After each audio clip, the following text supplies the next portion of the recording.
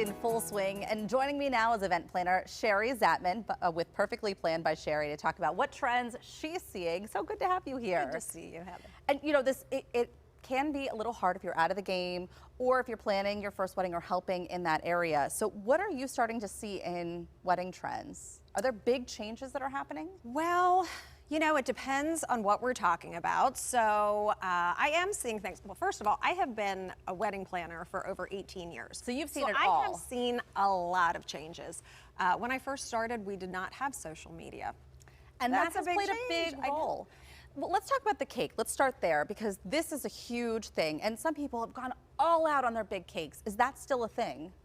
You know, I am still seeing the traditionalists that do want a wedding cake and they want to be able to, you know, cut a cake and have that tradition. But seems like everybody hands down wants more than a wedding cake now. Yeah. I'm seeing a lot of fabulous, extravagant dessert displays. Oh, look at this. Yeah. Yes, those are bite-sized, a lot of beautiful displays, and even some interactive displays, liquid nitrogen stations and milkshakes and ice cream sandwiches, all things that are made there. Going above and beyond with the desserts. Correct. Dessert crazy. So this, because it's funny, because I've been to, you know, traditional weddings where they have the traditional wedding cookie table, and you still have some of those homemade cookies that are so lovely, and there's a backstory to them. But I've also been to them where it looks like that, and it's the upscale wedding cookie table. Right. Well, the cookie table is a Pittsburgh tradition, and this definitely extends far beyond Pittsburgh tradition. So I've also been to a wedding where there was something after the reception. It's towards the end of the night where you could get like a late night bite to eat. Are you seeing this too? Yes, yes. People are loving this because it is soaking up the alcohol towards the end of the night. Right. You know, everybody's getting ready Too to much champagne. sober up and leave, and so they need something.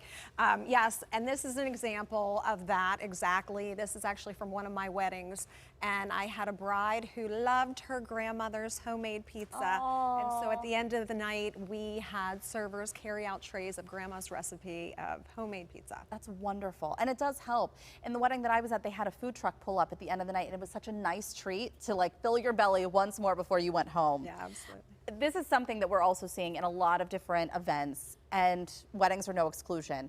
Unplugged, cell phones are gone. I love it. I love it too. I love the unplugged wedding. Yeah. Well, first of all, I don't know, you know, you can see how much holding up a cell phone and taking your own picture just really takes away the magic and of being in the moment. And not only that, on behalf of my professional photographer friends, it does ruin their pictures. You know, the beautiful pictures that the bride and groom or the couple have hired the photographer to take. You know, we don't want the cell phone pictures in there. And that first image, this one here, if you look around, you can see multiple people with their phones out. And of course, they're trying to capture that image for themselves, but no one's going to do it better than the professionals, and they're then ending up with these so in it's there. a little bit of advice and a request to guests attending a wedding. Just stay unplugged, enjoy the moment, and you know, you can always look for the pictures later from the photographer. So a couple of weeks ago, we had a discussion about these huge bridal parties. Are we getting away from that trend now? Are you seeing smaller? So I'm definitely seeing a mix, but I am seeing more and more of my couples telling me that they don't want the large bridal party. Either it's difficult to narrow it down. You know, people have so many friends, so much family, and it's hard to narrow it down. And so they don't want to make enemies. Also, you know, just being a little more intimate, and I think maybe even, you know, just having a couple people or a small bridal party, maybe, you know, 2 to 4 on each side. I did see COVID change some things as well, you know, and the shrinking of wedding sizes and some of the traditions, I think, were altered as a result of that. Well, you and I were talking about this too, along the same lines of the bridal party. We used to see these massive tables, usually on display, with the whole entire bridal party sitting there.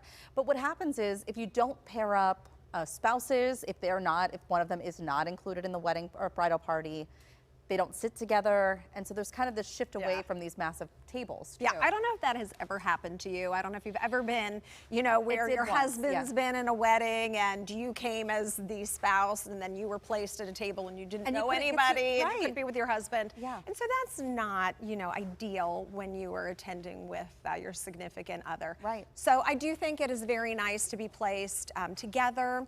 And, you know, some couples just have family tables and they sit with their family. And if they do have a bridal party, they let their bridal party sit amongst their guests and with their significant other. And non-traditional wedding dresses, too, are also coming into play. Yes. So, you know, of course, the all-white wedding dress. We still love, it's classic, but this is one of my most favorite dresses from one of my most favorite brides. And how beautiful, The floral detail is absolutely stunning. And you know what, it's still a lot of white, but you know, the beautiful florals, and then we brought the floral detail into the wedding decor as well. I love that dress. Really quickly, one last question. Do you still have to go table by table and greet everybody who's at your wedding?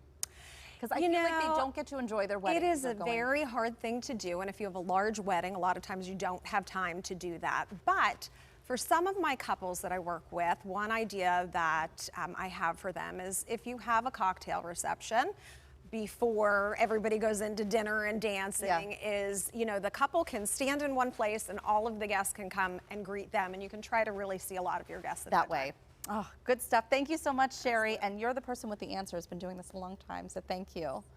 Coming up on Talk Pittsburgh, a local doctor is making a difference. The free medical work that he's been providing for the last 25 years when we come back.